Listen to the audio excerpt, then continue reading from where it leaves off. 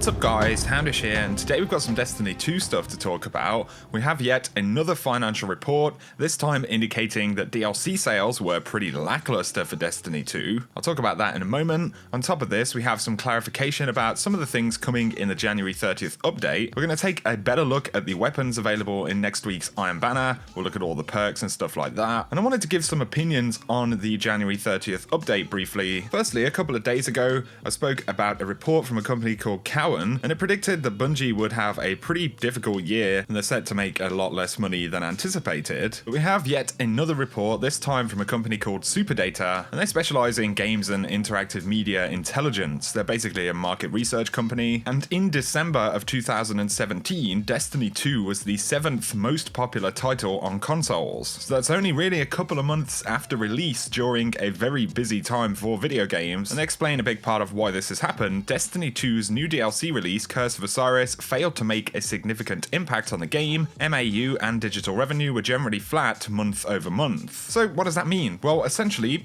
sales of the DLC, microtransactions inside of the DLC were pretty lackluster according to this report. But it tells us that, out of the people who decided not to purchase the season pass, who already had the base game, a vast number of them decided not to bother with the expansion. And this is the result, so very interesting. And once again, it's going to be another hard push for Bungie and Activision to improve the content. When they come out with these future, DLC reveals, they're gonna have to demonstrate that this stuff is bloody good, basically. So I thought you guys might be curious to hear about that. You'll have to let me know your thoughts in the comment section. Before we go any further, one thing that was missed out from the weekly update was that Bungie are still on track to land another update in February, but next week they will send out a graphical roadmap that will illustrate the updates we have planned for the coming weeks and months, along with what you can expect to find in them. And I think a roadmap of the content updates is definitely going to be a positive thing, so look out for that. But onto yesterday's update regarding Masterwork armor, raid mods, and all of that stuff. We do have a couple of little bits of clarification. So my name Rob on Twitter asked, can we convert existing armor into Masterwork armor? And if so, how much would that cost? DMG said, yes sir, 5 Masterwork cores and 20 legendary shards. So that's actually something which wasn't in the update whatsoever.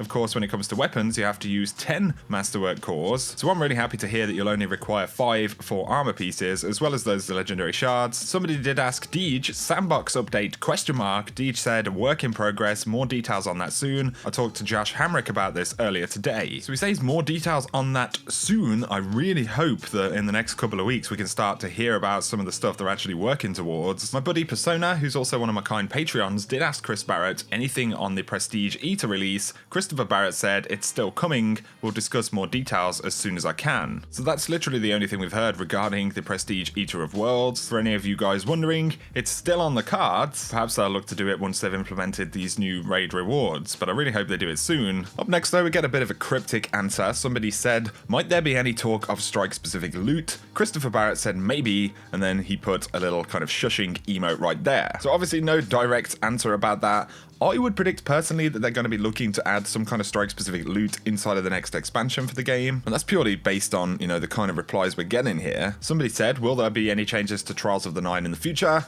As of right now, the rewards are futile and not worth the effort. Chris Barrett said, yes, we are actively discussing ways to improve Trials of the Nine. What do Trials players most want to see? So be sure to go and sound off if you have any thoughts on that. I think, firstly, the PvP sandbox definitely needs work. That's a big part of it. And then, I think there could be specific changes to Trials as well. Somebody asked, any thoughts on how Masterwork perk armor heavily favors long duration roaming supers? And that is a really good point, because the damage reduction, of course, will happen while you're in the super. So if you fire one shot from Golden Gun, for example, it's not really going to help you all that much. Chris Barrett said, yep, that's something we're aware of. We are discussing additional benefits. Now that's a really positive thing to hear. And I think at the very latest, when Season 3 launches and the next expansion, we need to be looking at some, pretty big additions to weapons and armor on the Masterworks front at the very least. So there's the Twitter roundup, some new bits of information. In particular, I was glad to hear that it will only cost 5 Masterwork cores to upgrade a piece of armor that isn't Masterwork. But now I'm going to take a quick look at the Iron Banner weapons coming up in the Iron Banner event next week. So we've seen what they look like,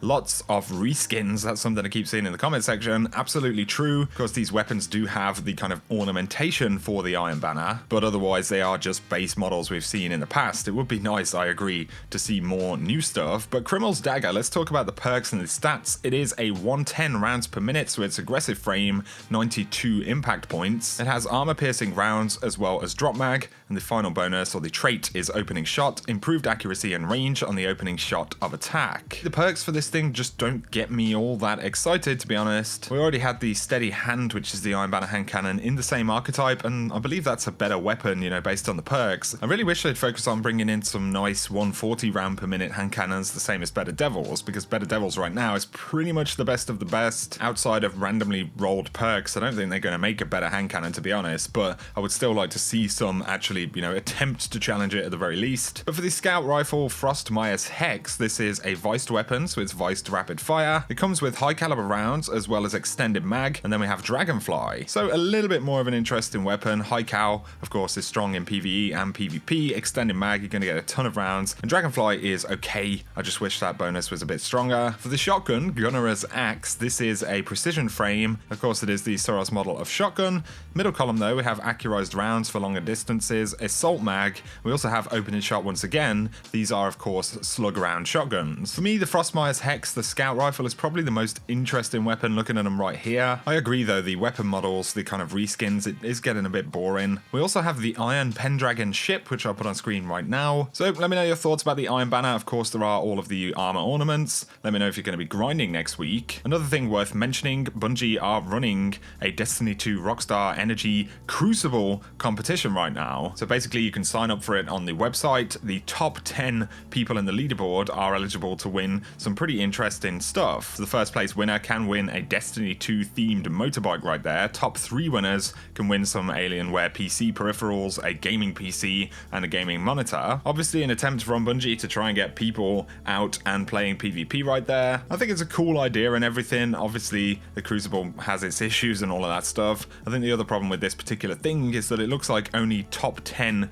winners will actually get anything, which is a bit, you know, de-incentivizing to anyone who feels like they're not going to get the top 10, which is of course most people. I feel like that's going to turn a few people off, but I will link that in the description down below if you want to go and sign up and grind away, see if you can win some stuff. Then you can follow the link. So my thoughts on the January 30th update that we're getting. This is the part of the video that you can just completely skip if you don't want to hear my thoughts on it. I know it's kind of a long video at this point, so if you're done with the new stuff, that is cool. There's been a lot of mixed opinions about it. There's a lot of people who aren't very, you know, excited about what's coming in the update. And I feel like one of the major reasons for that is that it's very focused on specific stuff. You know, the raid, for example. I think the raid is going to be more investable with the changes that they're actually bringing in, but I think it's a pretty hard sell at this point. I would say that's kind of the problem overall with this particular update, is that for people not playing the game, it's not going to be enough to, you know, make them reinstall the game, make them jump back in. However, like I've said previously, if you're currently playing right now, I play the raids on a weekly basis, this stuff looks really exciting to me, but I do understand how it isn't that exciting if that isn't the kind of content that you play all the time. One thing I'd say about the raid mods themselves,